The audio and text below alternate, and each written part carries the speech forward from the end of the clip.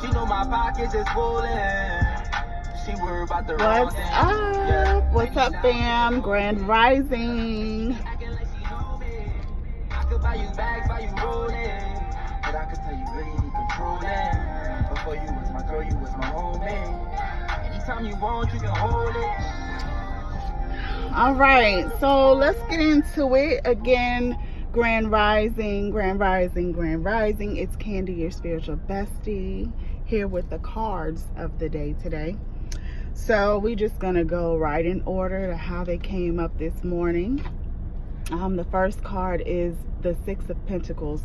The Six of Pentacles comes with a message of stay balanced. And as you enter, because a lot of people are entering new realms of attaining their goals and really more financial comfort. Not necessarily, if you don't handle it the right way, not necessarily long-term financial stability, which is why I said comfort. Be sure that you use the new income that may be coming in for some of you. Make sure that you use that wisely, that you use it and invest into things that, you know, are going to continue to bring wealth to you. Anytime you're investing, you're taking a risk, but be sure that you educate yourself. A lot of us just forget or just decide not to read anymore, but that's going to be really helpful as you enter this new financial sector in your life. You're going to be making more money than you've ever made thus far, and the only way to continue to hold on to it is to practice a little bit of temperance. Now, contrary to what most people think temperance is, temperance can be partnered with like patience and such, but temperance is actually by definition more about like making sure that you're not being gluttonous with the things that you have. So a lot of us, like myself, who have been lifelong emotional eaters, emotional spenders, just our emotions sometimes can bring out the worst in us.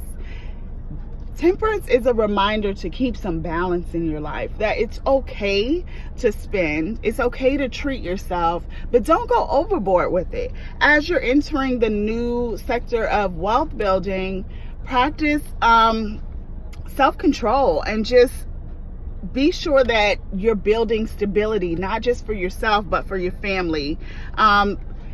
The number 6 in itself also, I want to go back to this for a moment. The number 6 in itself is also reflective of humanitarianism. So as you come up, be sure to be kind and be good to other people. Even the people that may have shitted on you in the past. Show them some kindness and some compassion. Don't be an asshole because people were assholes to you. Just plain and simple. You know, you don't have to allow people to bring out the worst in you. You don't have to do that just to prove a point, because a lot of times what you'll see is that like you do all this to prove a point and it really does not change anything. It does not change the fact that maybe that person mistreated you or disrespected you or dishonored you in some way. But stepping out of yourself, stepping out of all the work that you've done to get yourself here just to prove a point or put somebody in their place doesn't change your hurt feelings. It does not change your emotions tied to that situation. So be sure to be kind to people. You guys, when you see the homeless, if you have some food, give them something to eat. Start carrying a little bit of extra food with you. We have to take care of one another. That is our responsibility. And as we ascend into new levels of financial stability and financial comfort, we are supposed to do for others that are less fortunate. So go ahead, sis. Clean out your closet. Donate some stuff. This card is representative of a lot of things. But what I felt in my spirit first was that people are entering new financial comfort and stability. And as you do that, make sure that you look back and that you look down and pull somebody up and do something to help someone else. And again, practice temperance as you start entering into new financial comfort and new financial freedoms, your taste will change. Nothing wrong with that. However, be sure that you are being smart and being wise and making investments along the way as well. Save more than you spend. A wise person once said, it's not, and the old people used to say this back in the day, it's not what you make, it's what you save that matters. That makes a big difference. So the last card is the Two of Cups. This is representative of partnership. This card came up earlier this week. But also, this card is representative of partnership. The greatest way to build wealth, especially within the community, is for us to partner up. It's for us to come together, to commune together, to build partnerships, to bond with one another, bond your families. You're doing business with somebody, you know, it's really important that you all really get together and get to know each other and not just operate on a financial sector only. You know, back in the day, the old people used to get together on all levels. That's really why the church was it had such a strong influence in our community, was because that was our gathering place. That was our social square. That was where we did business plans together, learned about finances. That's where we grew our kids up together. A lot of times people within the church's kids got married. You'll still see that happening today.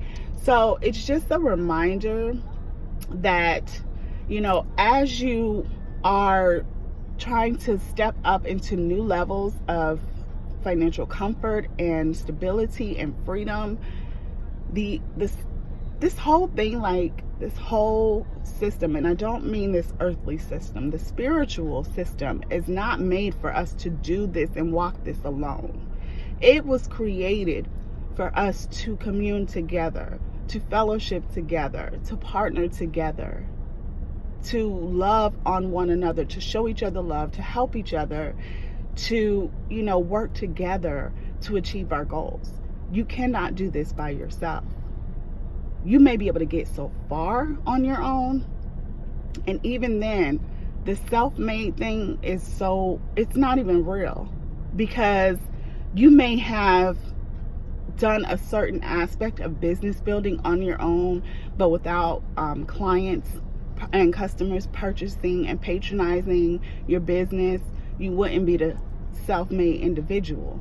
So bear in mind, keep in mind that none of us are self-made. We are all who we are because of Spirit's influence and sending and allowing the flow and the energy of finances and of prosperity in our lives. So those are the cards that I have for you today. You can catch the card of the day on my stories. You guys, please don't forget to check out my podcast. I have a new episode. I did an episode with the aunties, Giovanni and Malika.